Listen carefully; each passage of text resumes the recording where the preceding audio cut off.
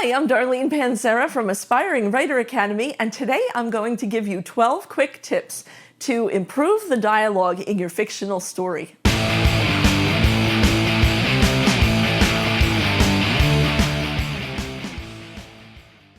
Dialogue can be challenging to write. It takes time and practice to craft conversations that are believable, meaningful, and that push the plot forward and hold the attention of the reader.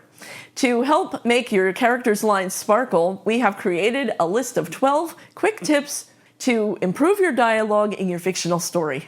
So here's how you can improve your writing. Tip number 1, keep your story dialogue simple. In most of today's popular fiction, there's no need for big fancy words or long run-on sentences of flowery prose. It is not necessary to include slang or regional dialect in every line. Avoid language that needs heavy explanation, and do not have characters engage in dialogue just to give the reader an information dump. When a dialogue tag is necessary, simply use he said, she said to indicate who is speaking. Using too many tags like he shouted, or she whispered, or he shrieked, or she bellowed can distract the reader. Tip number 2, keep the dialogue in your story focused. What is the goal or the point of the conversation? What is the expected outcome? If the characters in your story do not enter conversations with an intended purpose and just go around saying hello to everyone and chit-chatting about events, you risk boring the reader. Before you write, ask, what does this character want or hope to achieve by talking to this other person? Does it move the plot forward or show insight into a character or situation? Who will oppose the one speaking? Will the conversation turn into a subtle disagreement or a full-blown verbal battle? Will one character say something to another that he did not expect? Or does the dialogue volley back and forth with playful banter? Ask again, for what purpose? What does each character hope to get or achieve? Tip number 3, use stimulus and response when writing dialogue for your fictional story. If a character asks a question, the person he is talking to should answer. If one person makes a comment, the other should react. The second character should not start a new conversation thread without answering unless he's deliberately trying to avoid the subject. In an argument, have them fight with their words back and forth like true opponents. One hits hard and then the other retaliates and hits back. It's also important that you do not combine one character's actions and reactions or thought in the same paragraph as another character's dialogue. Keep it separate. And remember to start a new paragraph with each new speaker. Tip number 4, delete obvious on-the-nose dialogue in your story. If a character walks in and looks terrible, do not have the friend observing her directly say, "My, Lucy, you look terrible." Instead, have the friend say something funny or sarcastic to try to cheer her up. Or have the friend say the opposite of what she really thinks, like, "Wow, Lucy, you look like $1,000,000. Love your new hairstyle." Dull dialogue is what one would expect. For example, Bill says, "Lucy, you look like you are freezing." Lucy responds, "I am freezing." Bill says, "Do you want me to make a fire? A fire would keep us warm." Lucy says, "I would love it if you made us a fire. Should I help collect sticks?" Bill responds, "Yes, sticks would be great. We need kindling to get it started." Lucy says, "Okay, I will go find some sticks." Now, all of this is obvious. We know how to make a fire, and it's boring dialogue. You want to get to the exciting parts. Get to the point. To make sure your writing is more exciting, rephrase the lines of the characters to give the reader what they would not expect. Make the dialogue fresh and interesting. Try to craft some zingers that make the reader chuckle, have fun, and play with it. Tip number 5, use subtext when writing dialogue in your fictional story. Make the dialogue work on 2 levels, what is being directly spoken and what is not. Subtext is the layer beneath the words that might come out through body language, tone of voice, or redirection of words. Example, 2 people may be in a restaurant fighting over a bottle of ketchup. What is really going on here beneath the surface? Is the argument really about ketchup or about something else? One character may be mad at the other for showing up late, and instead of confronting him about it, she uses the argument over ketchup to vent pent-up emotions. Meanwhile, the other character may engage in the ketchup argument to delay or avoid explaining why he was late. Their conversation might go something like this. Sally says, "If it's not too much trouble, can you please pass the ketchup?"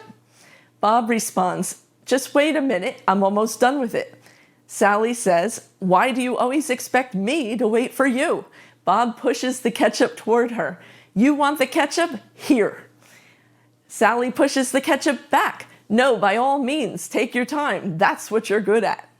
Bob avoids looking at her and mumbles, "There's plenty of ketchup to go around, and if not, I'll ask the waitress to bring another bottle." Sally says, "Yeah, but the point is that you always serve yourself first. You aren't considerate of others." Bob shakes his head. "Please, take the ketchup. I don't want it." Sally, "Too late. My food's already cold." These characters are not really complaining about ketchup. They are arguing about the relationship. The ketchup is just a tool for them to express their true feelings. Tip number 6. When writing fictional dialogue, consider the differences in character gender. Generally, women talk more than men, and they tend to be more emotional. Most men do not start sentences with I or we as women do. While women offer suggestions and ask questions, men typically make statements that are more factual, logical, and straight to the point and solution-oriented. A woman may want to share and discuss a problem with her husband while he thinks she wants him to fix it. When writing dialogue, consider the differences in the ages of your story characters. A 5-year-old will speak a lot differently than a 10-year-old, a teenager, adult, or grandparent. Make sure the words they are using in their dialogue is consistent with their age group. What phrases or slang would they use? People speak differently to those in other age groups. A child may use different language depending on if the other person is their friend, their mother, or their grandma. So you must consider, who is this character speaking to? How would their words or tone change? Tip number 8, differentiate each character's voice when writing dialogue. In other words, do not make all of your characters sound the same. Each should have their own way of speaking to make him or her stand out from the rest, even among his same gender or age group. For example, one character may have a lisp, one may use a favorite word or saying, another character may use a shrill tone when nervous, or always cut off another person while they are in the middle of speaking. Someone else may gruffly bark orders all the time, not knowing how else to speak. Consider the background of the character, his education, the environment he grew up in, his unique personality. How would this affect the way he talks? Example, an Australian crocodile hunter will most likely speak differently than a city cab driver, a corporate CEO, or a school teacher, just as an avid sports fan may use sports-related words to color his everyday speech. Ask how you can use the character's dialogue to show his personality, his mood, his motivation for his actions. What makes this character unique? Tip number 9, when writing dialogue, cut repetitions. Do you use the same word twice in one sentence? Do your characters repeatedly say the name of the person they are speaking to? Does a character tell another character something they should already know? Do you have 2 consecutive indented paragraphs that start with the same word? How many uses of the word it do you have on the page? Circle them, and you might be amazed. Try to replace it with a word that is more specific. Read over each of your paragraphs and cut any unnecessary words that clog up the sentences, especially in the dialogue. Tip number 10, edit the punctuation in your dialogue. Instead of reading the actual lines, just look at the punctuation symbols. How many exclamation points do you have on one page? Cut as many as you can and only keep the ones that are absolutely necessary. Many times, a simple period will work just fine. Also, watch how many ellipses you use. You know, those series of 3 dots. Do your questions that start with who, what, where, why, how have a question mark at the end instead of a period? They should. Are you missing any punctuation, like end quotes? Avoid capitalizing entire words or sentences to convey emotion. Also avoid using too many italicized words to emphasize emotion when you should instead consider using stronger words. Tip number 11, let the dialogue stand out in your fictional story. There is a common saying amongst editors, don't bury the dialogue. Look at your paragraphs. Is the dialogue stuck in the middle with other sentences both before and after? Instead, move the dialogue to one end of the paragraph or the other. Also highlight all the sentences that are not dialogue. What do you see? Is there too much narrative, description, introspection, or even too many dialogue tags? Attributing who is speaking can clog a scene, making it hard for the reader to follow the conversation. Remove some of the excess for sharper dialogue, tension, and pacing. But you also want balance. Break up large blocks of dialogue that need a little fleshing out with action or descriptive narrative. Tip number 12, read the dialogue in your fictional story out loud. You can read it to yourself or another person. Many times you will find mistakes that you didn't see when writing.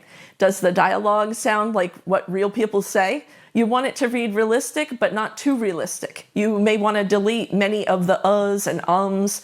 Does anything sound awkward? Do you run out of breath before you can finish the sentence? Do you have any unintentional rhymes or tongue twisters? Do the characters' names sound too similar or start with the same letter, which might confuse the reader? Does the line you wrote suddenly sound silly when read out loud? Thankfully, you can always revise. If you like this content, please like and subscribe to our channel so that you don't miss out on any future videos.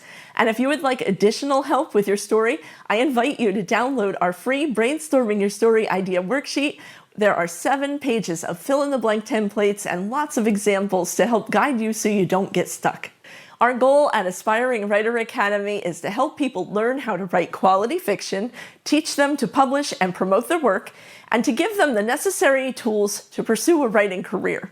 Because we believe all authors can aspire to take their writing to the next level.